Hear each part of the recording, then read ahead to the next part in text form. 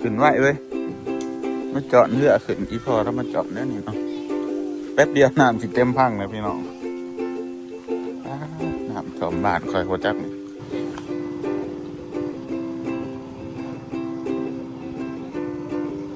สุกมีเกลือเป็นของตัวเองเนาะ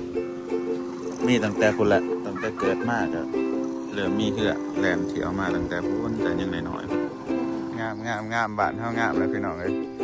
ตั้งต่างๆนาอยู่ขึ้นเยอะคนขี่เท่าสุดบอลนี่พี่น้องว้าวว้าวโอ้โหว้าวพี่น้องจะบอกข้อมันสิบหักบ่ดิโออะไรโอ้ยพี่น้องเอ้ยขอหยาดเดมอนี่โอ้ยพี่น้องอยู่ในหันกระชิบบ่าวสุกทำไมไม่ห้ามเด็กอย่าหายบ่าวสุกเด้อพี่น้องเขาเจ้าดินเนี่ยนี่เป็นประจำอยู่แล้วบู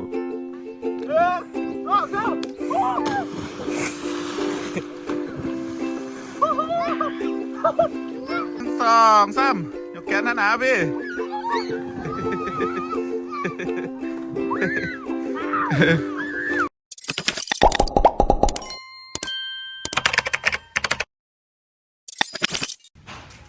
ป๊าดไหลข้าวว่าน้ำขึ้นกลับไปเพื่อนมั้งหนึ่งนี่พอ2 ชั่วโมงป๊าดทิโตน้ำคือขึ้นไว้แท้ป๊าดเศร้าเองอยู่ลุ่มอยู่แต่น้ำไหลก็แห้งอีกพี่น้องพายุเขาบ้านมือเดียวน้ำท่วมน้ำขึ้นแห้งครับ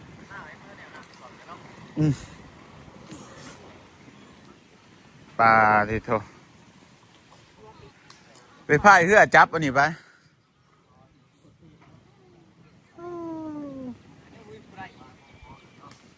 น้ำขึ้นร้ายพี่น้องน้ำมากร้ายครับมาเอาเที่ยวบางเสาร์นี่น้ำยังจะลุ่มอยู่เป็นมาหอบแรงขึ้นจนหอดพี่เลยไว้ขนาด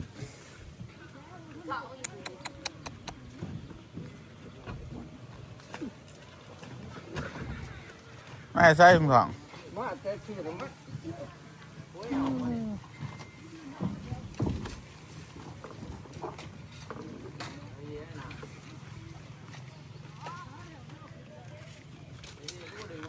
กลัวสะพานพังเมื่อนี้พี่น้องพังแล้วก็ใส่เหือมือตั้มอีทของปี2000ต่อหา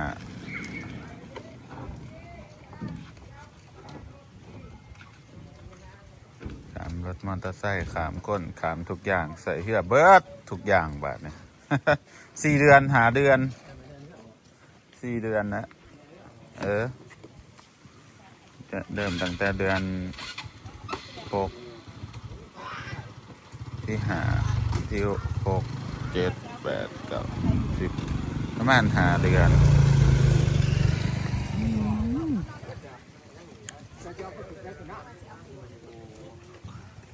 มิ้งเงินขายเสื้อแม่ตัวไปหาแล้วนะ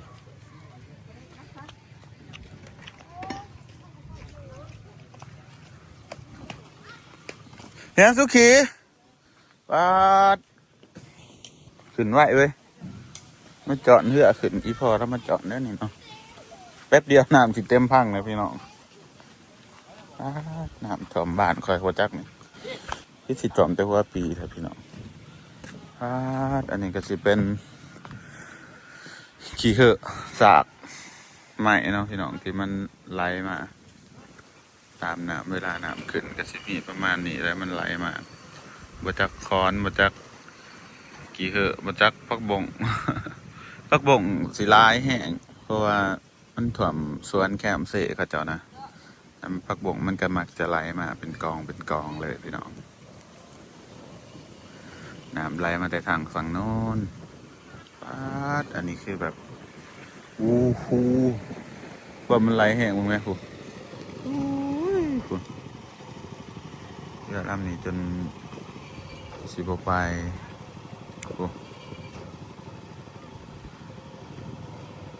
เรือลำใหญ่นี่ก็ขับยากเพราะมันหนัก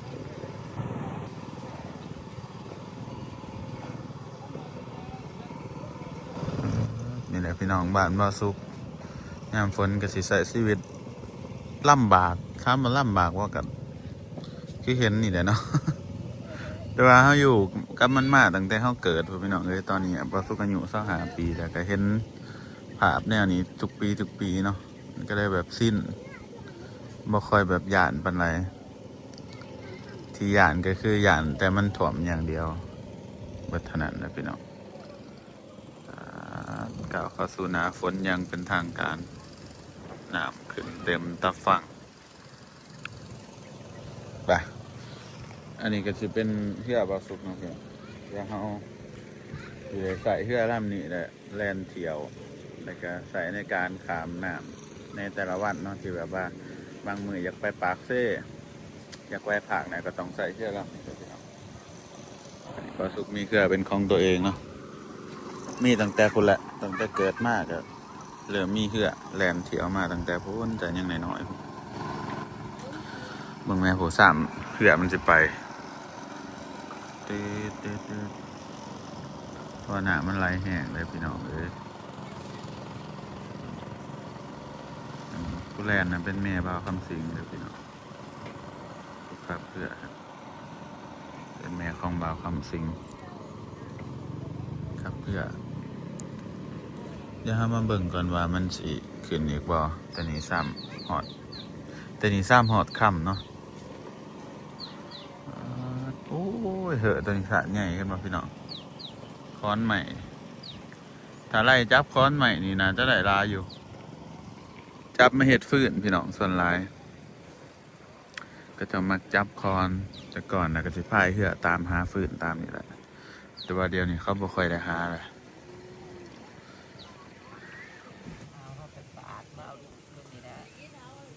แม่สาวนุกหน่อยพี่น้องจะไปปาดเงี้ยงเกาะไปผ่าตัดบีโอ้ยบีไข่บีไข่จังเนี่ยขวัญหัวบีหันภาพแล้วก็จังเป็นติ่งออกมาเขาปะมันก็เจ็บมันต้องผ้าอย่างเดียววะมันเป็นติ่งออกข้างขางมันอยู่เป็นทรงหน่วยบีแม่สนุกอันว่าสบายพี่น้องหมอว่าสิผ่าตัดสาวหน่อยโทรมาเหมือนนะว่าเป็นสิมาเพิ่นว่าป้าแม่ป้านั่นบ้าสุกไปกรุงเทพเนาะเป็นแล้วตาอยู่ขยันใส่มันมาจะปาดนั่นพักผืนนี่แล้วเนาะนั่นจันอีก2-3 มื้อเฝ้านะพี่น้องเต็มตะฟังคักเต็มตะฟังเลยโจต้องไปตักกันนะบ่ไปตักกุ้งบ่ไปโดดน้ำเซ่ไป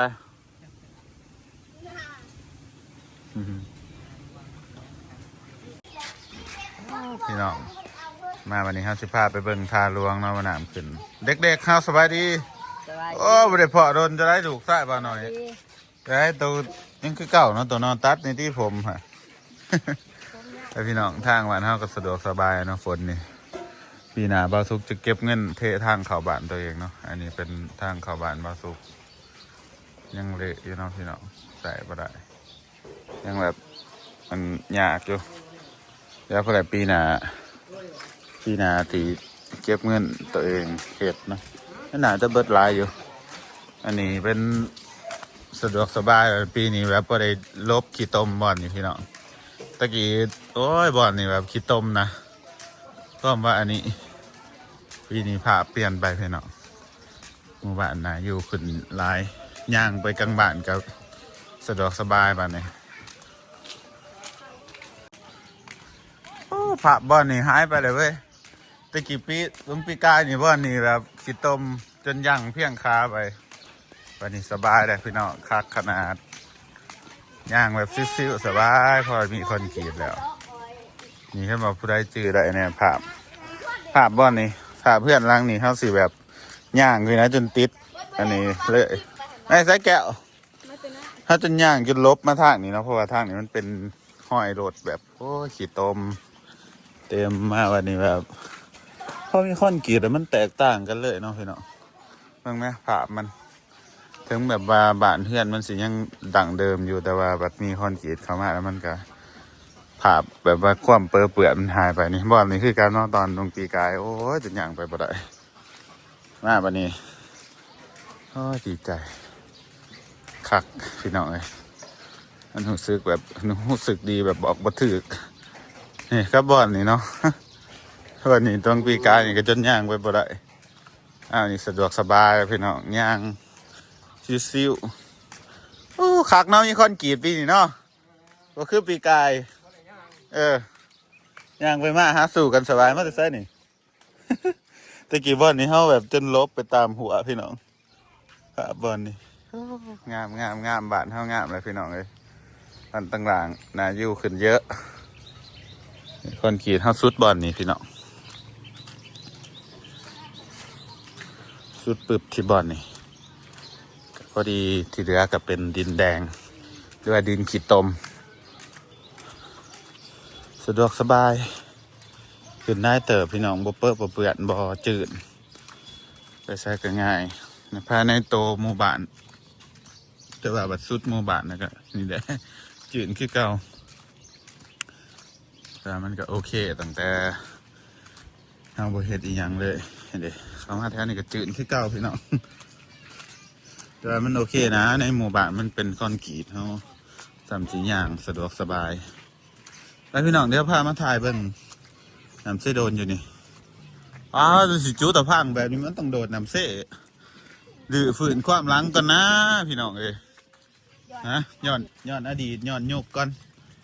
ยุคสมัยเก่า ตอนยังหน่อยมาโดดตะหนะมานี่ล่องโดดก็ได้จักบาทหาเฮ็ดเฟื่องบ่ก็จะหาเฮ็ดเฟื่องได้อยู่บ่เนาะฝนมาแต่หัวปีคักพี่น้องปีนี้ปีนี้ว่าสุกคิดว่าน้ำน่าจะท่วมบ้านว่าสุกพี่น้อง19.9%คิดว่าท่วมแน่นอนแต่ว่าบ่ฮู้ว่าสิท่วมหลายหรือท่วมน้อยเพราะว่ามันบ่ได้ท่วมดนหั่นนะพี่น้องมันแบบนี้มันทะเมง ดอกบกม่วงก็เป็นลายปีนี้หั่นแหละกะหนาวย่ำเดือน4เดือน5ยังมีอากาศหนาวก็เรียกว่ามันแปลกเนาะปีนี้แปลกแห้งน่าจะแบบมีเหตุการณ์ที่แบบว่าก็คือแต่ละปีขนาดพี่น้องเขาบอกให้ท่วมเพราะว่าแต่ว่ากันน่าจะยากเนาะพี่น้องเบิ่งไหมอันนี้เป็นแม่น้ำเซโดนทั้งนี่ก็เป็นน้ำนองถ้าฝนตกมาแห้งจะเห็นน้ำแถวนี้โดดพี่น้องว่านี่ว่าตลอดตกเสะฮะนั้นขับมาจังไหนดีแต่บ่ตายเนาะตกเสะโอ้ยมือนั้นอันเด็กหน่อยในบ้านขับรถไทยตกเสะโดนอยู่บ่อนนี้แหละในคลิปน้องอันพี่น้องผู้ใดอยากเบิ่งงานทีมงานอินดี้ปะเดี๋ยวเฮาสิมาโหลดน้ำเสะอยู่นี่ก่อน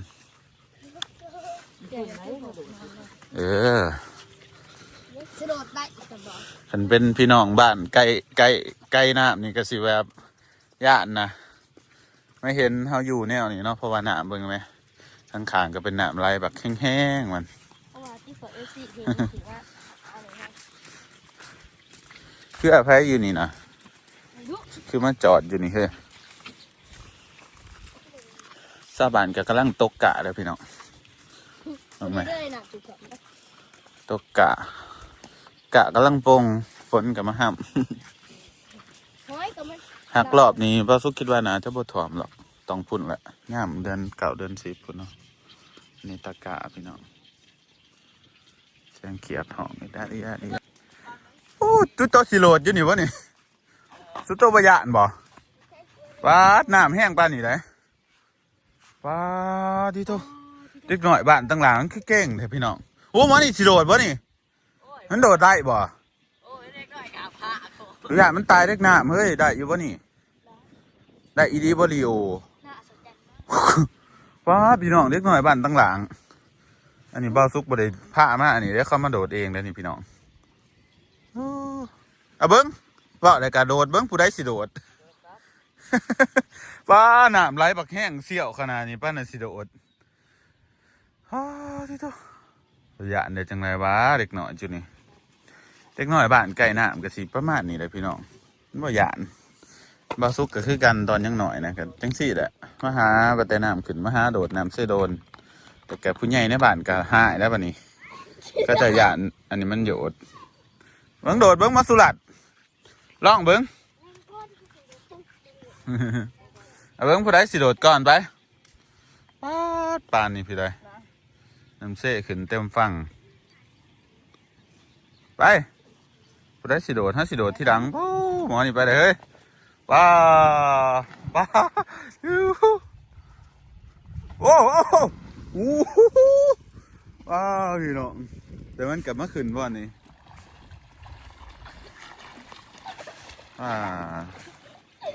อันนี้คือน้ำเชโดนบ่อนนี่มันสิไหลบ่แห้งปานใดพี่น้องอ๋อมอดิโอกะโหลดเสยที่เก่งเหรอวะอันนั้นเป็นกี่เขอะมาสุรัตมันมาเอามุมนี่เบิ่งหันเอาแบบปีนให้ได้เบิ่งอยู่เบิ่งต้องเครียดได้เอากี่ดิแม่นบ่เอาเบิ่งลอกเบิ่งเอาไม้เบิ่งสุรัตแบบปีนกับหลังแบบเมื่อกี้นี่ค่ะพี่เอามาบ่อนนี่เด้อจะเอาบ่อนไหนเอาซ่าได้บ่อยู่บ่อนนี่แหละซ่าบ่อนนี่เอาปีนไม้เด้อสุรัตเด้อตัวเห็ดจังไดบ่ดิโอมันสิปีนได้ซะบ่ข้อมันสิบ่ฮักบ่ดิโออะไรโอ้ยเอาเบิ่งสุรัตเอาปีนเอาปาดพี่น้องเด็กน้อยมันบ่หยาดแน่เลยเนาะน้ำขึ้นเต็มฟังปีนแบบกักเว้ยเอาเบิ่งหมอนี่ปีนแบบหมอสุรัตแท้คักเว้ยสุรัตเอาอีกบาทนึงมึงสุรัตไอ้อีกวันหนึงมันเห็นบอสัตว์บางหนึ่งนี่ขากะลีครับถ้าถ่ายมาเห็นมุมมันนั้น หมอนี่นักส่งหมอนี่สุดท้ายไอ้อีกวันหนึงมั้งหันไอ้นั่นบ่เห็นเฮ้ยหมอดีโอผมโอ้ยพี่น้องเอ้ยขอหยาดเลยหมอนี่โอ้ยพี่น้องอยู่ในหันกสิบาวสุกทำไมไม่ห้ามเด็กอย่าหายบาวสุกเด้อพี่น้องเขาเจ้าดินเนี่ยนี่เป็นประจำอยู่แล้วบุจะว่าจังไหนหามเขาก็บ่ฟังหรอกปีนอีกให้เบิ้งอีกเบิ้งสุรัตบาทหนึ่งหมอนี่ให้กะให้ดินอยู่หมอสุรัตนี่หมอเก่งแต่หมอนี่แบบบ่สุกบ่อยากให้ดินปานใดมันซื้อแต่มันยังเด็กหน่อยอยู่เอ้าปีตั้งการหนาด้วยกลางหลัง หลังคักจังซี่แหละ เอาเบิ้งฮะจะเอาฝาสาวมองได้ดีวะของเก่าน้ำขึ้นเต็มฝั่งพี่น้องไม่กลัวได้ไง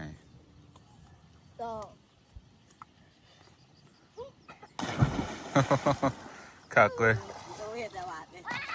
ดีรถธรรมดาซะดิโอจะหยาดขนาดเล็กตัวทอขี้ดังนี่มอนี่ลงไปน่ะมันกับบ่แห้งไปได้เลย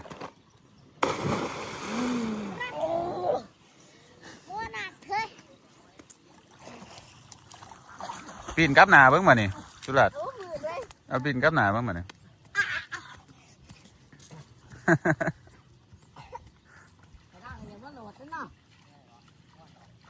ตอนยังหน่อยผู้ใหญ่เขาหายแล้วขยันอันนี้ท่าเซ่มันโยดพี่น้องเวลาเฮามาปีนมาโดดจะสิบาซุกมักมาโดดแบบนี้แหละโดดจุ้มโดดหัวปลาะจะสิติดตัวว่ายน้ำเก่งขนาดเอ้ามานี่เอ้าปีละการปีละทักษะไม่เกินตัวหัวดีเนาะติดตัวมอนี่นะตัวท่อขี้ดังนี่โดดจุ้มทำเขียดตะปาด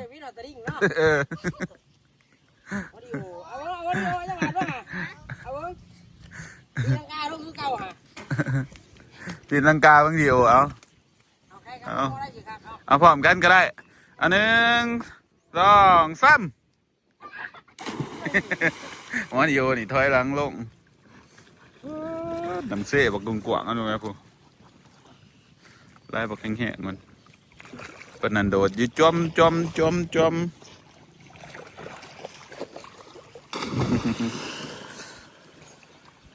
คือทางนี้ก็ได้เว้ย เอาแล้วทีนี้จะการเอา เอาปิดร่างกายหนาเบิ่งเอาสัน ก็ค่อยปิดได้ดิ 1 2 3ตัวกระยันแห้งๆเดี๋ยวก็ม้วนตัวโลดมันก็จังสิไหล หันใจจะสิบโบทัศน์ เมื่อยบ่ ร่างกายหนาวค่ะเดี๋ยวมึงเคยเห็นอยู่ไปเลย โอ้ย โดนซ้ำเขียดมานี่จุ่มอยู่อันที่ปิดร่างกายหน่อยอันที่สิร้องโหลดจักบาทหนึงนี่บ่ถ่ายตัวมาถ่ายคลิปให้เฮา หนึ่ง โดด1 2 โอ้ยยังมาปิดเด้อ เขียดอะไรมอนี่โอ้ย ถ้ากบเนี่ยล่ะเดี๋ยวบ่หาเตี้ยสิเอาถ้ากบโหลดเบิ่งหั่น กูอยากเก็บจังเสียนะบาทหนึง ไม่กระโดดดิบอ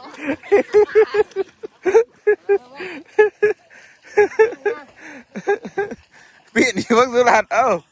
ปีนแบบกบตะเกียบตะปาดนั่นเอ้าปีนจะได้ก็ได้ปีนไปโหลดเอ้า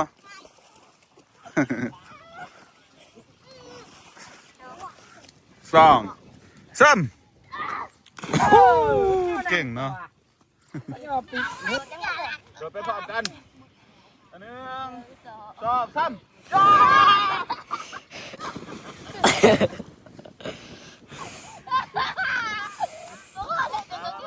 เอาแบบคุมเป่าเด้อเอาแบบเป็นสีเด้อ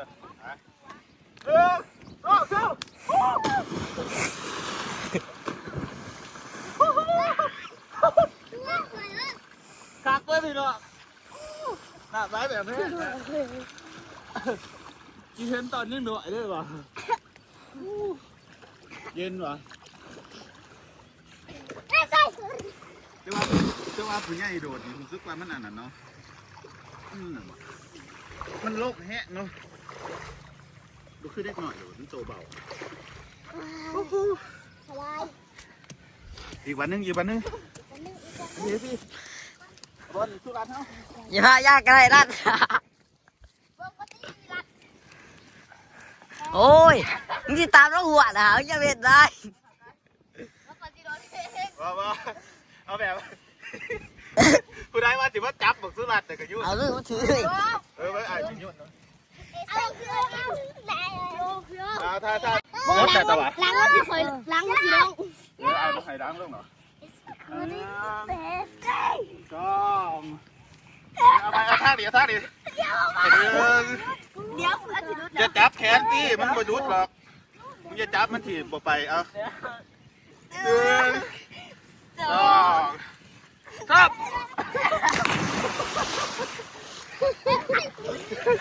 ออกมาแต่ไซส์ให้หมอดิมาปุ๊บโหลดปับหมอนี่จักแดนมาใส่วัวหมอเห็นคนโหลดลายมาวะเอาโอ้เด็กหน่อยจุนี่ ตาขึ้นปะ หมอหนามาเดี๋ยวให้หมอหนาจากโดดเฮ้ย นอกวันนี้เรา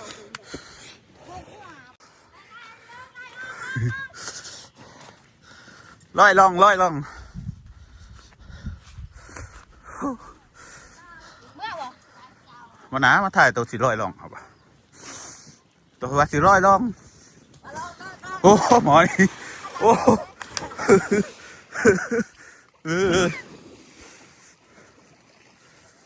ไปใส่ดูนี่ ป่าไอ้ยมันก็ได้ทรงเรื่องนี่นะกูได้เป็นตะยะหัวตะปุตะบิอยู่มันเห็นหมูมันมาหลินเป็นทลายโคตรบัดนี้เล็กน้อยบ้านต่างหลังนั่นคือพระขักแต่ว่าเจ้าโคตรหมอยันน่ะบอกทรงเรื่องไงนะมันคือร้อยไก่เถอะผู้ตัวท่อขี้รังนี่ป้านั่นหัวตื่นหัวจุกูอยู่ไปคืนเพราะอะไรมึงดีโอหาเพราะอะไร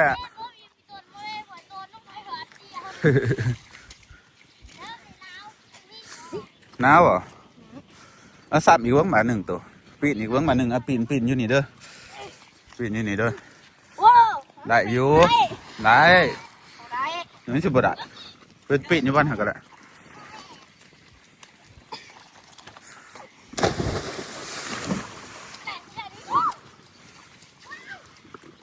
พี่น้องนี่แหละเล็กหน่อยบ้านบ่สุกกสิดินกันแน่นี้เนาะเวลาน้ำขึ้นสิพากันดินแบบมันเป็นเรื่องสิว่าปกติมันเป็นเรื่องปกติของเล็กหน่อยในบ้านเลยแหละแบบว่าขี้รึเหรอคันเชว่าได้สิเนาะเป็นพ่อแม่เห็นนี่พ่อแม่ไม่ใส่อะไรหรอกแล้วเด้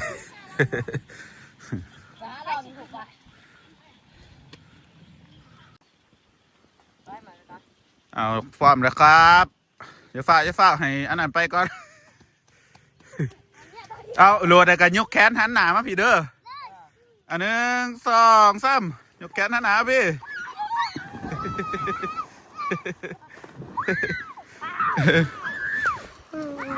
ปลาดิโตน้ำแบบไหลแห้งเสียวขนาดนี้บ่ยานเด้อวะนี่บ่ยานเด้อเนาะซิ่วเกินเนาะซิ่วเกินเนาะบ่ยานเนาะบ่ยานน่ะมันผัดไปบ่ แล้วงานได้ลอยหนังเป็นกระบุง ส่งเรื่องอ่ะบ่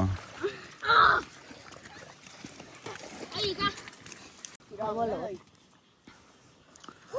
โดดอีกแล้ววะนี่สิกลับเลยให้ลินซะสูทุกคนขยองขยัง กระมังกระมอกเกาะขาสูงมึงหันเกาะอีหันมึงหั